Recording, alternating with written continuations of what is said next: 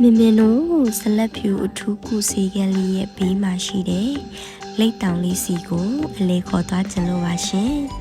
အခုမြင်တွေ့ရတဲ့အတိုင်းရှေးဟောင်းလီကတလေးတွေကနေတဆင်လိတ်တောင်မောကိုမင်းမင်းတို့တက်ခဲ့ပါတယ်ရှင်မောလားဆိုတော့မောတာပေါ့ရှင်ဒါပေမဲ့တက်လိုက်ဆင်းလိုက်နဲ့မင်းမင်းတို့ကအမတ်တရဗီဒီယိုလေးတွေလည်းရိုက်ခဲ့ပါသေးတယ်ရှင်တောင်မောကိုရောက်တဲ့အခါမှာလေအရန်ကိုလှတဲ့ရှုကင်းလေးတွေမြင်တွေ့ခဲ့ရတာကြောင့်တပ်ပုံလိုက်တာဝါနာပါတဲ့သူတွေအတွက်အရန်ကိုအသုံးဝင်မဲ့နေရာလေးဆိုရင်လည်းမမားပါဘူးရှင်မြင်တွေ့ရတဲ့အတိုင်းရှုကင်းလေးကတော့အရန်ကိုလှပနေပါတယ်ရှင်ဒါကြောင့်မင်းမင်းတို့ဇလက်ဖြူအထူးကိုစီကန်လေးကနေဖျားလေးလည်းဖူးရင်တပ်ပုံလေးလည်းရိုက်လို့ရအောင်အခါခွင့်သိခဲ့ရင်လိုက်လံပူပေးပြစေလားရှင်